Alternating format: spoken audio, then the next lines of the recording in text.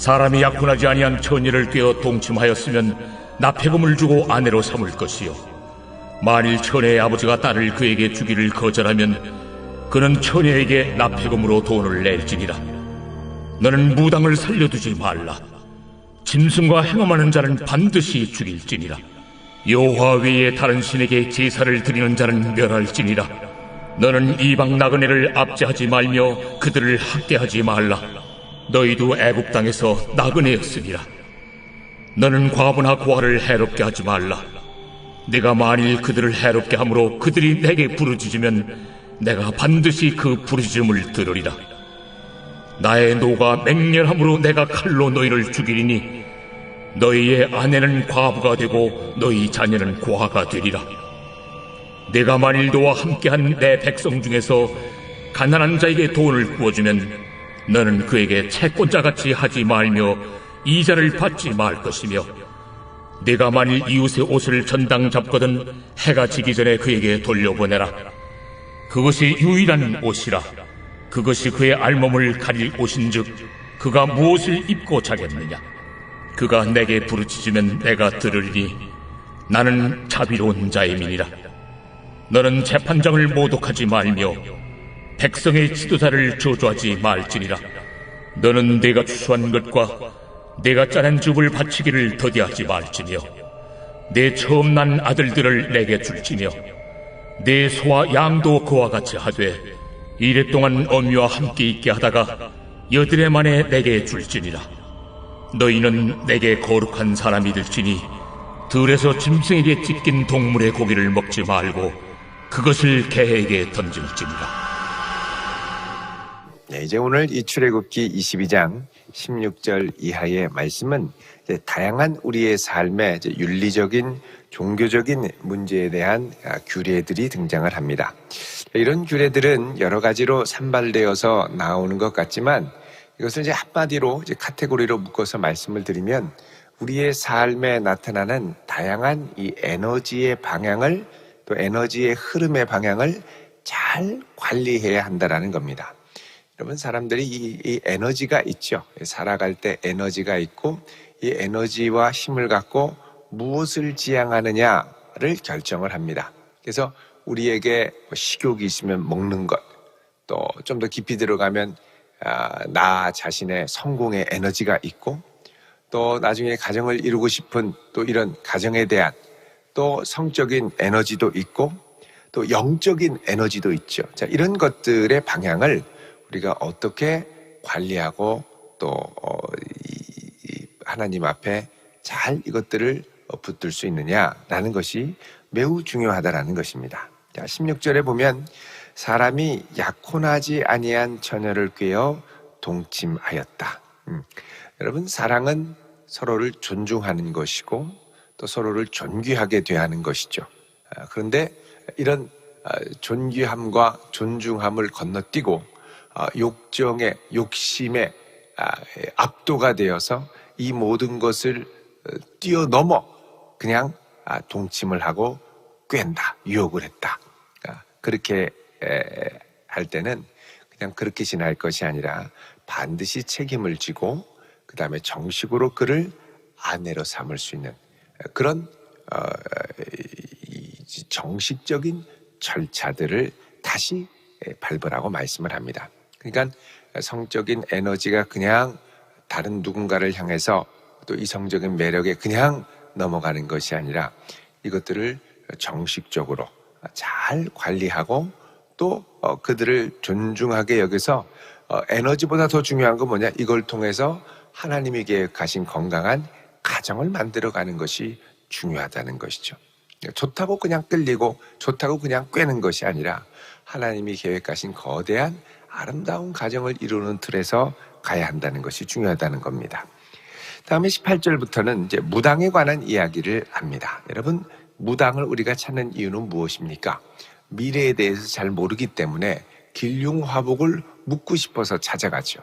우리 아이가 잘 될까요? 우리 아이 결혼이 잘 될까요? 여기에 나의 미래를 맡기는 겁니다. 왜? 내가 미래를 알지 못하는 유한한 존재이기 때문에 미래를 점쳐주는 사람의 말을 전폭적으로 신뢰하는 것이죠.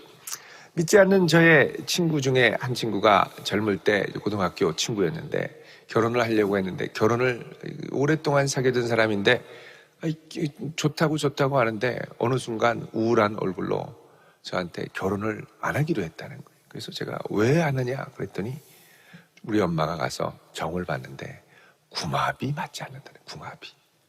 그 점쟁이 얘기를 듣고 왜 그러냐 그랬더니 이분이 보통 용한 점쟁이가 아니라는 거예요. 그 말로 그냥 취소하는 겁니다.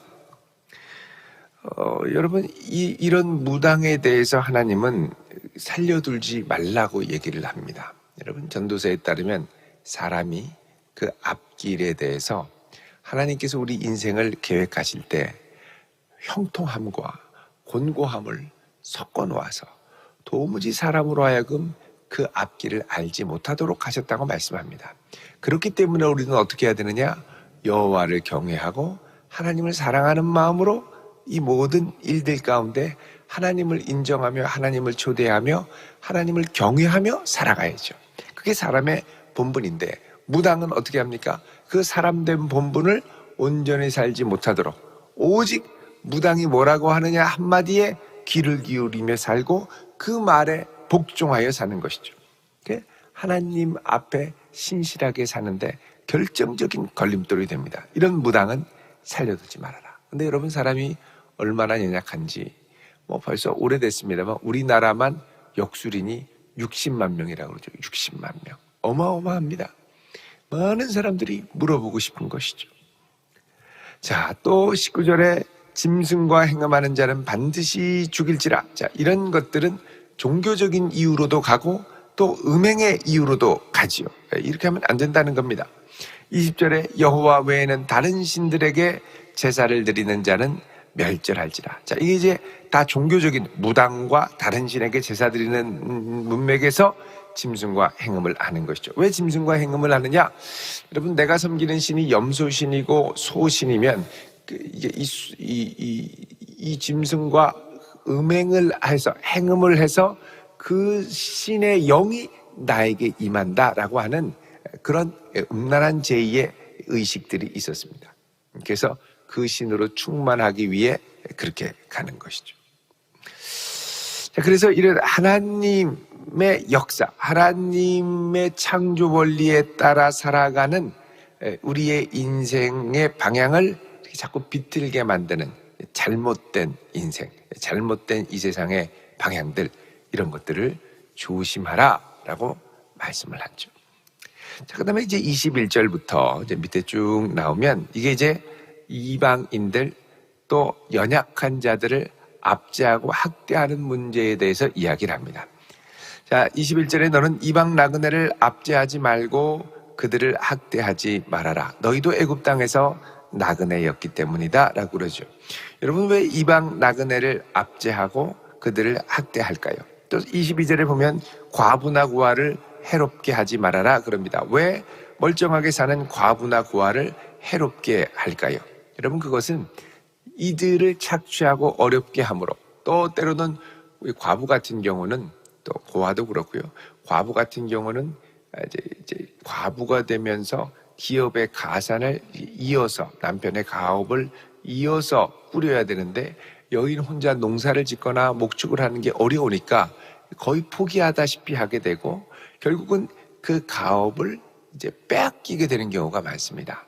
그러니까 이 과부는 이제 예를 들면 종교 지도자들이 이것을 제사장에게 맡겨라 관리해 주겠다 이러면서 나중에 서로를 말소하는 이런 일들이 비일비재하게 일어났기 때문에 이제 이런 이제 연약한 이들 또 잘 모르는 이들을 향하여 금융사기 요즘도 많이 있죠. 어르신들을 향해서 이런 것처럼 과부와 고아는 속이기가 참 좋은 대상.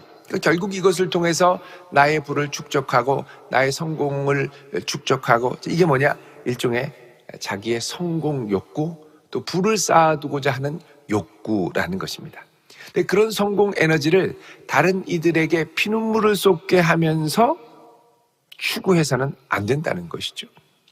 23절에 내가 만일 그들을 해롭게 함으로 그들이 내게 부르짖으면 하나님 앞에 간절히 이 억울함을 토로하며 부르짖으면 내가 반드시 그 부르짖음을 들으리라. 하나님이 연약한 자의 탄식과 아픔을 잘 듣는 분이시기 때문에 그들이 부르짖고 억울하다고 하면 하나님께서 가만히 있지 않겠다라는 것입니다.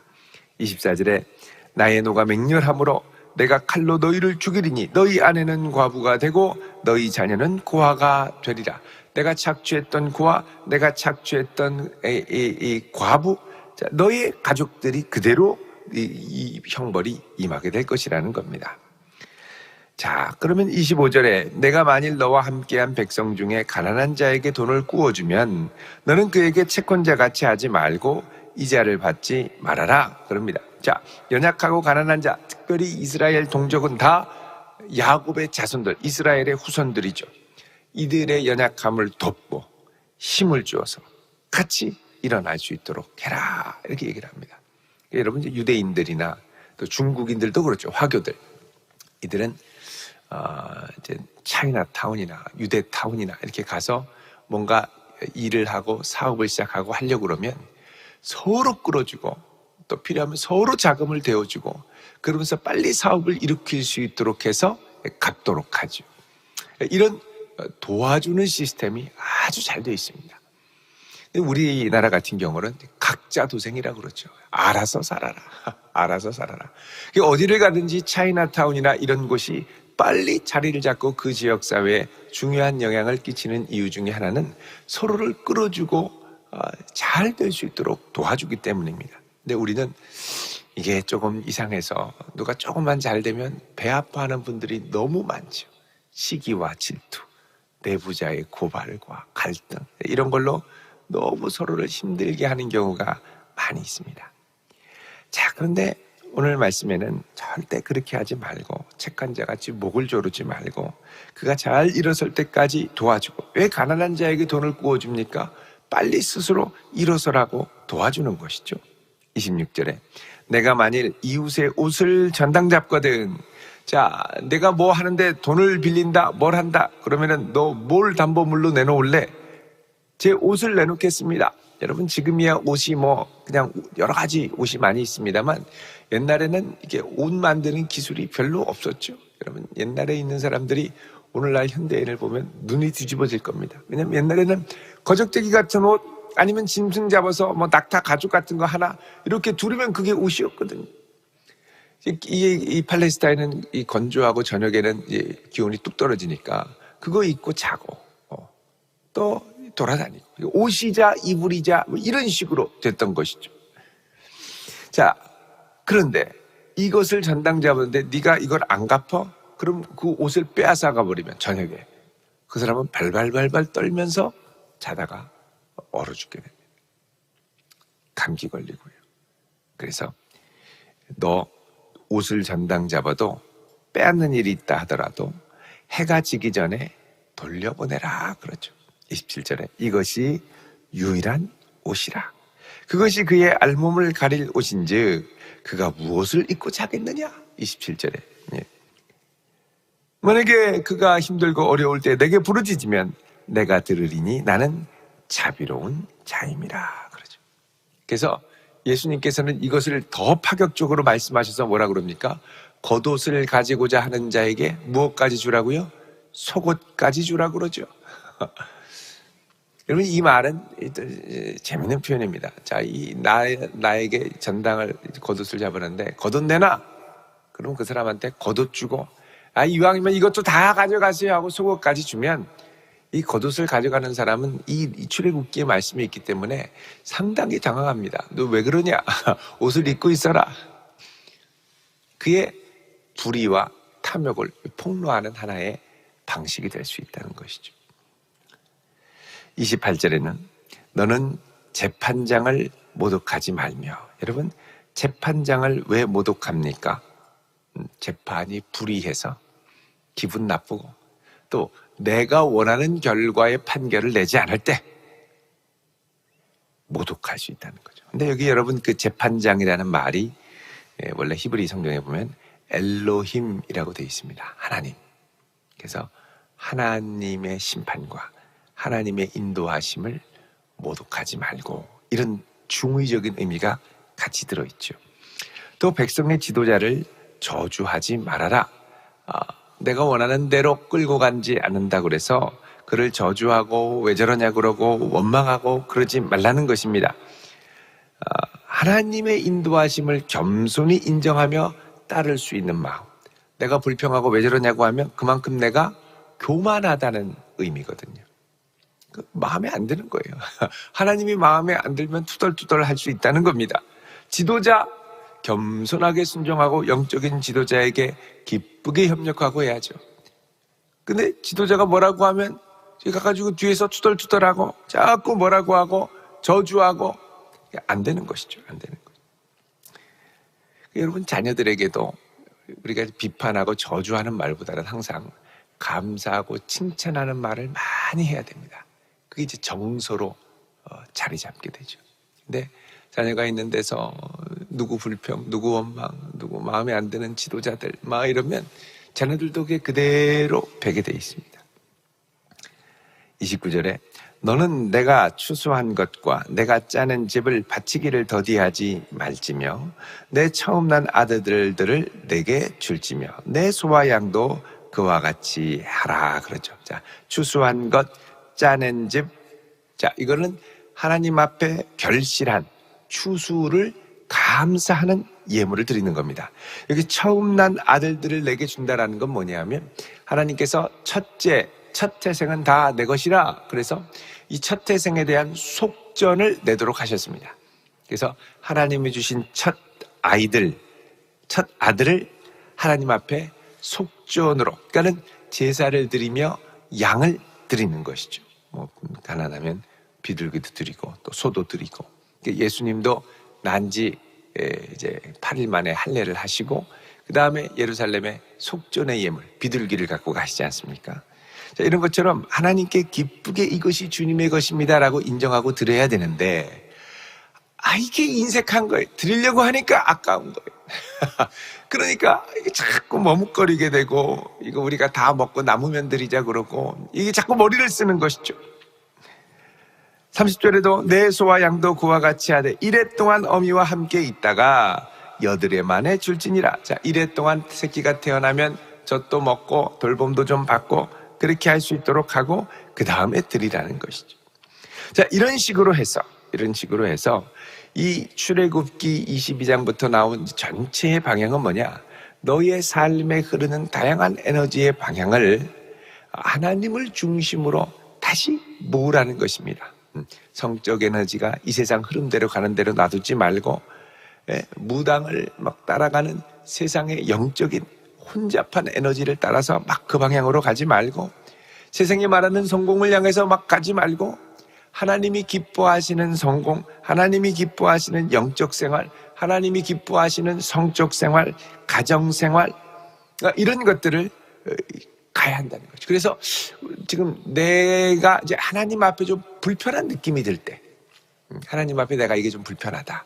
그럴 때 이제 이게 왜 이렇게 불편하게 느끼는지, 내가 어디로 가고 싶어 하는지를 한 번쯤 잘 돌아봐야 됩니다. 하나님 앞에 내 마음이 불편해질 때, 하나님 앞에 하나님께 가야 된다는 걸 알지만 내 욕심이 더 무엇인가 막 일어나려고 할 때 이게 왜 일어나는 것인지, 왜 나는 이렇게 가려고 하는지, 이 에너지의 흐름이 맞는 것인지 하나님 앞에 겸손히 내려놓고 하나님, 제가 주님을 기뻐하게 하시는 주님의 자녀, 또 주님을 기쁘시게 하는 하나님의 가정이, 또 우리 가정이 이루어져 가기를 원하오니 주님 저를 붙들어 주시고 주님 기뻐하시는 방향으로 살아갈 수 있도록 도와주십시오.